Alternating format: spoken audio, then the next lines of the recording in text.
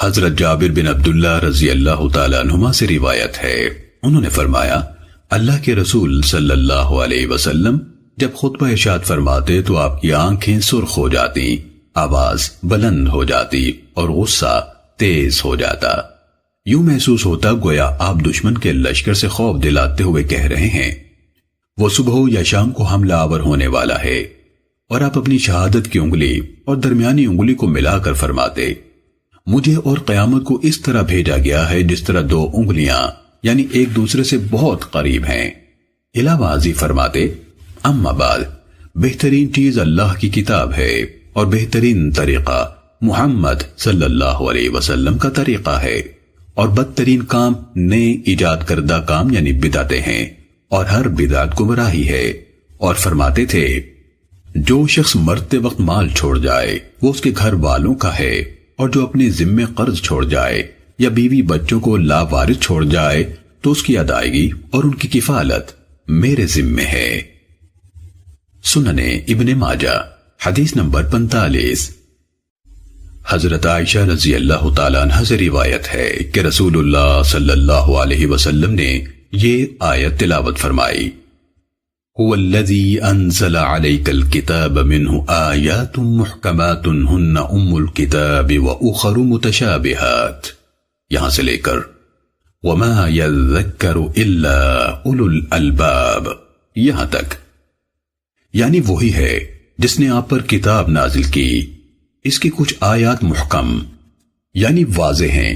جو اس کتاب کی اصل ہیں، اور کچھ دوسری متشابہات یعنی غیر واضح ہیں تو جن کے دلوں میں کجی ہے وہ متشابہات کے پیچھے پڑے رہتے ہیں۔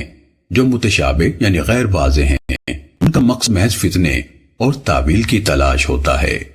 حالانکہ ان کی اصل حقیقت سے اللہ کے سوا کوئی واقف نہیں، اور علم میں پختگی رکھنے والے کہتے ہیں ہمارا ان متشابہات پر ایمان ہے، یہ سب ہمارے رب کی طرف سے ہیں اور نصیحت تو عقل مند ہی حاصل کرتے ہیں۔ پھر فرمایا اے عائشہ جب تم ان لوگوں کو دیکھو جو ان متشابہات کے بارے میں بحث کرتے ہیں تو جان لو کہ یہی وہ لوگ ہیں جنہیں اللہ نے اس آیت میں مراد لیا ہے، لہٰذا ان سے بچو۔ سنن ابن ماجہ حدیث نمبر 47۔ حضرت ابو امامہ رضی اللہ تعالیٰ عنہ سے روایت ہے اللہ کے رسول صلی اللہ علیہ وسلم نے فرمایا کچھ لوگ ہدایت پر تھے پھر اس کے بعد گمراہی اختیار کر لی تو انہیں جھگڑے ہی نصیب ہوئے، پھر نبی صلی اللہ علیہ وسلم نے یہ آیت تلاوت فرمائی بل ہم قوم خصمون، یعنی بلکہ یہی لوگ جھگڑالو ہیں۔ سنن ابن ماجہ حدیث نمبر 48۔ حضرت انس بن مالک رضی اللہ تعالیٰ عنہ سے روایت ہے رسول اللہ صلی اللہ علیہ وسلم نے فرمایا جو شخص باطل پر ہوتے ہوئے جھگڑا ترک کر دے اس کے لیے جنت کے اطراف میں ایک محل تیار کیا جائے گا، اور جو شخص حق پر ہوتے ہوئے جھگڑا ترک کر دے اس کے لیے جنت کے وسط میں محل تیار کیا جائے گا، اور جو شخص اپنے اخلاق اچھے کر لے اس کے لیے جنت کے بلند ترین حصے میں محل تیار کیا جائے گا۔ سنن ابن ماجہ حدیث نمبر 51۔ حضرت عبداللہ بن عامر بن عاص رضی اللہ تعالیٰ عنہما سے روایت ہے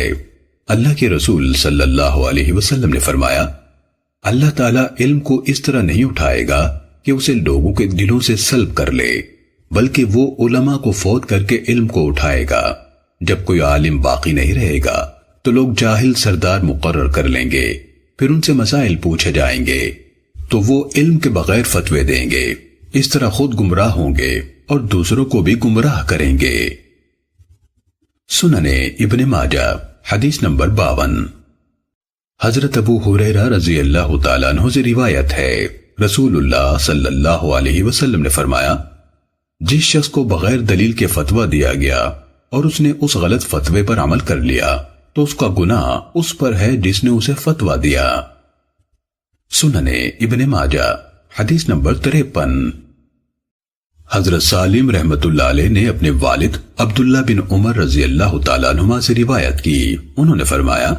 نبی صلی اللہ علیہ وسلم نے ایک آدمی کو سنا کہ وہ اپنے بھائی کو حیا کے متعلق نصیحت کر رہا تھا، تو آپ صلی اللہ علیہ وسلم نے فرمایا بے شک حیا ایمان کی ایک شاخ ہے۔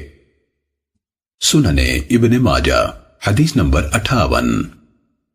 حضرت عبداللہ بن مسعود رضی اللہ تعالیٰ عنہ سے روایت ہے، رسول اللہ صلی اللہ علیہ وسلم نے فرمایا، جس کے دل میں رائی کے دانے کے برابر بھی تکبر ہوگا وہ جنت میں داخل نہیں ہوگا، اور جس کے دل میں رائی کے دانے کے برابر بھی ایمان ہوگا وہ آگ یعنی جہنم میں داخل نہیں ہوگا۔ سننے ابن ماجہ حدیث نمبر 59۔